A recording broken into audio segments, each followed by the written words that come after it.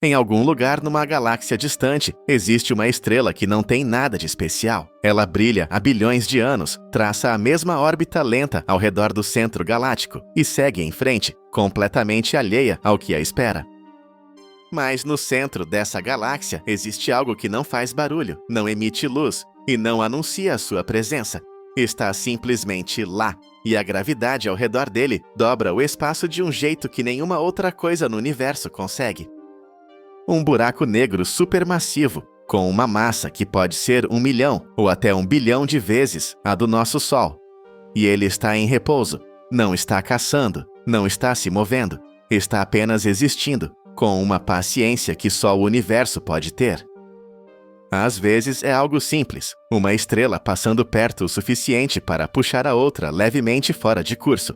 Mas levemente nessa escala pode ser suficiente para reescrever o destino. A nova trajetória não vai mais dar volta ao redor do centro galáctico. Ela vai direto para onde a gravidade é mais forte do que qualquer outra coisa. Uma trajetória hiperbólica é exatamente o que parece, sem volta. A estrela não está em órbita mais. Ela está em queda livre, sendo acelerada por uma gravidade que cresce à medida que a distância diminui, e a distância está diminuindo muito rápido. E o que pode parecer um evento catastrófico e único na escala do cosmos é quase rotineiro. Estimamos que isso aconteça em cada galáxia uma vez a cada 10 mil ou 100 mil anos. Com o universo cheio de galáxias e os nossos telescópios cada vez mais sensíveis, já temos dezenas de eventos confirmados e estamos só começando a mapear o que existe lá fora. Para entender o que vai acontecer com essa estrela, precisamos começar por algo familiar: as marés do oceano. A Lua não puxa a Terra de forma uniforme. Ela puxa o lado mais próximo com mais força do que o lado mais afastado. Essa diferença, pequena mas real, estica a Terra ligeiramente ao longo do eixo Lua-Terra. O oceano responde. E esse é o princípio de tudo o que vem a seguir. Agora imagine a mesma física, mas onde a Lua é um buraco negro de 1 milhão de massas solares, e o objeto que está sendo esticado não é um oceano, é uma estrela inteira. A diferença de gravidade entre o lado voltado para o buraco negro e o lado oposto não cria ondas. Ela arranca cada pedaço de matéria do objeto. Existe uma distância crítica ao redor do buraco negro que tem um nome, o limite de Roche, também chamado de raio de maré. É o ponto onde a força que o buraco negro exerce, diferentemente sobre os dois lados da estrela, passa a ser mais forte do que a gravidade da própria estrela, a força que a mantém unida há bilhões de anos. Uma vez cruzada essa fronteira, a coesão estelar não é mais suficiente. A estrela não aguenta. O que acontece a seguir é ao mesmo tempo simples e absurdo. A estrela, que existiu por bilhões de anos, que sintetizou elementos em seu núcleo, que tinha uma história, é estirada num filamento de plasma. Metade dessa matéria cai em direção ao buraco negro, arrastada para dentro. A outra metade é ejetada para o espaço em alta velocidade, expulsa para sempre do sistema. Em questão de horas, o que era uma estrela é uma nuvem se dispersando pelo vazio. Mas nem todo encontro termina dessa forma. Existe um paradoxo aqui. Quanto maior o buraco negro, menor é a chance de vermos o espetáculo. Isso porque para buracos negros acima de 100 milhões de massas solares, o raio de maré, a distância onde a estrela seria rasgada, fica geometricamente dentro do horizonte de eventos. A estrela cruzaria esse ponto antes de ser destruída, e seria simplesmente engolida inteira, sem flash, sem flare, sem aviso. E a estrela em si também importa. Uma gigante vermelha, grande, difusa, com gravidade superficial fraca, pode ser perturbada a distâncias muito maiores. Uma anã branca, por outro lado, é tão compacta e densa que consegue se aproximar muito mais sem ser destruída. O mesmo buraco negro, portanto, vai interagir de forma completamente diferente dependendo de quem cruza o seu caminho. Do ponto de vista de um telescópio, o que precede um evento de ruptura de maré é o nada. A galáxia está lá, mas o seu núcleo não tem nada de especial. Uma linha plana nos dados, sem variação, sem sinal. É o silêncio antes de algo que vai mudar tudo. E então, em questão de semanas, a curva dispara. O núcleo da galáxia, que era invisível um mês antes, passa a brilhar com a luminosidade de bilhões de sóis juntos. Não é uma explosão no sentido convencional, é a matéria de uma estrela inteira sendo convertida em luz enquanto espirala para dentro de um buraco negro. O que era silêncio se torna o evento mais luminoso dessa galáxia inteira. O que torna um evento de ruptura de maré reconhecível não é só o brilho, é como esse brilho se apaga.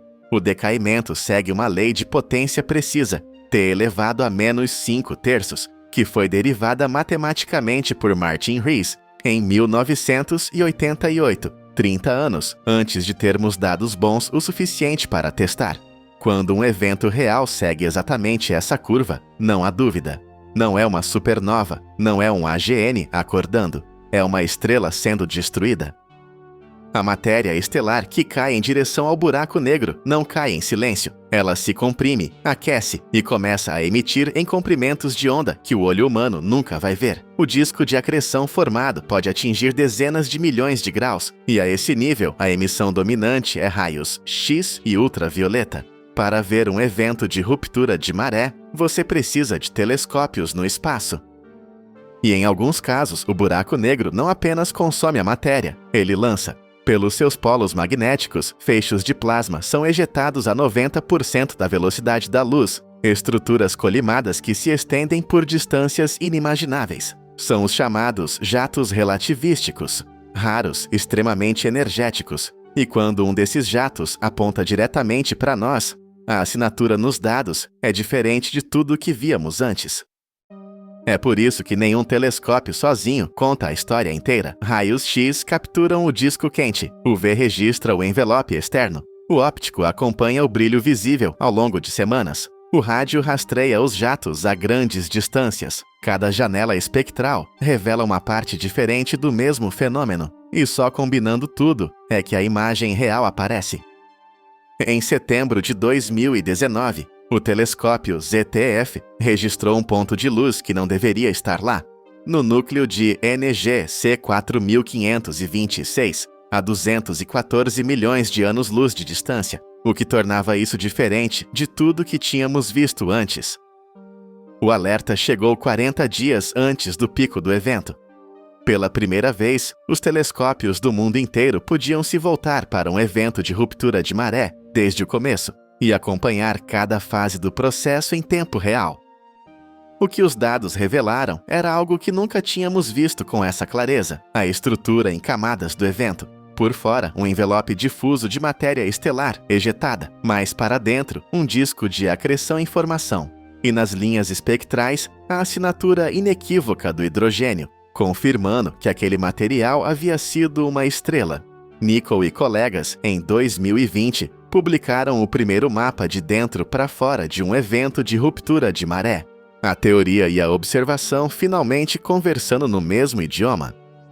Colocando em perspectiva, a estrela destruída tinha mais ou menos a mesma massa que o Sol. O buraco negro que a rasgou tem 1 milhão de vezes mais, e no pico do evento, a luminosidade atingiu 10 elevado a 43 ergs por segundo, uma quantidade de energia que o nosso Sol levaria 200 mil anos para emitir, liberada em questão de semanas.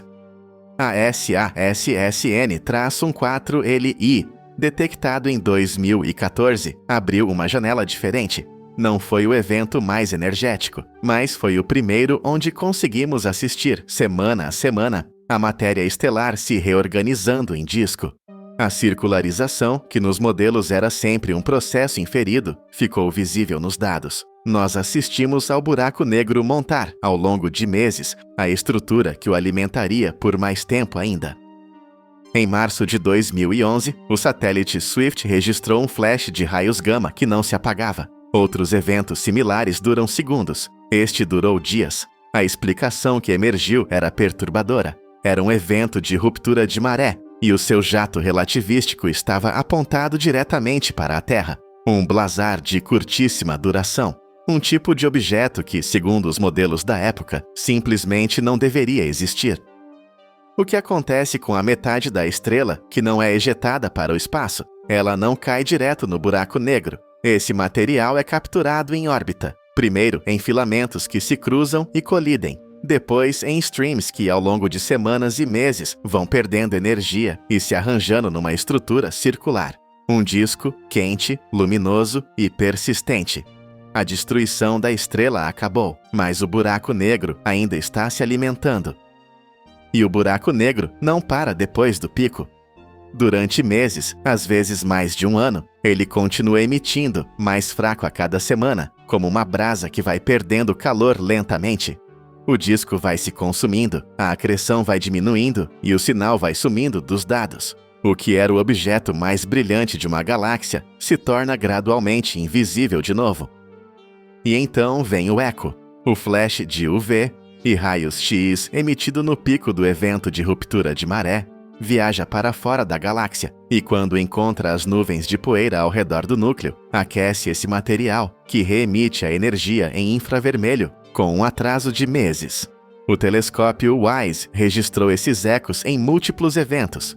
Eles funcionam como um sonar, revelam a distribuição da poeira ao redor do buraco negro, numa região que nenhum telescópio pode imaginar diretamente.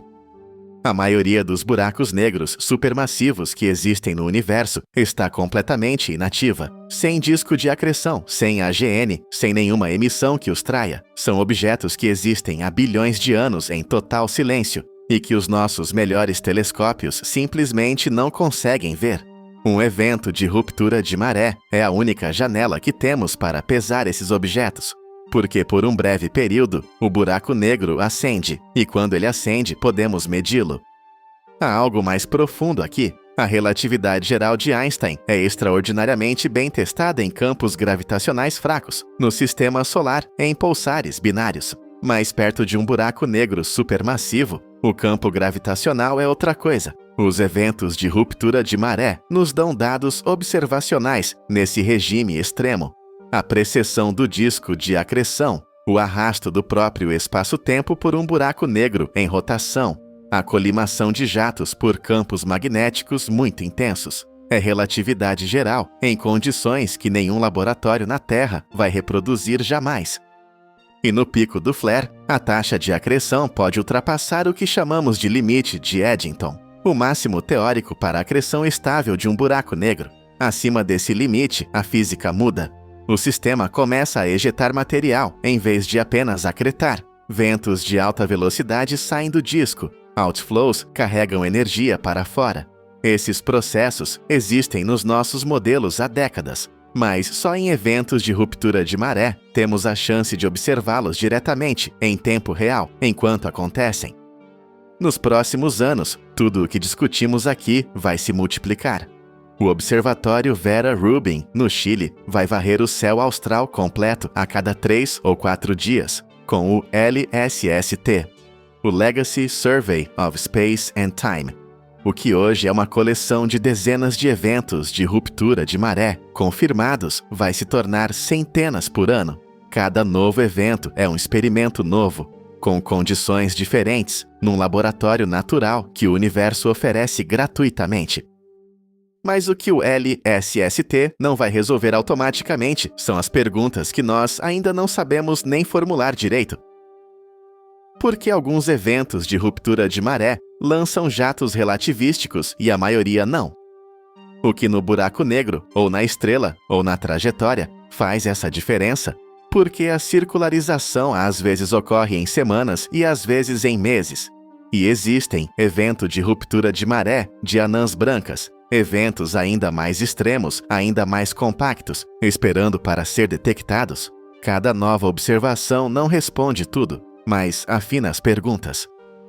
Em NG C4526, o buraco negro está quieto de novo. AT 2019 QZ acabou e o disco se dissipou, a curva de luz voltou para a linha plana. Mas em algum lugar nessa mesma galáxia, em alguma órbita que não sabemos qual é, existe uma estrela completamente comum. Ela brilha, orbita, mas não sabe o que a espera. E quando o dia chegar e a trajetória errada se cruzar com o raio de maré certo, nossos telescópios vão estar lá. Vamos ver e entender um pouco mais sobre o que acontece nos extremos do universo, onde a física que conhecemos é levada até o limite e às vezes além.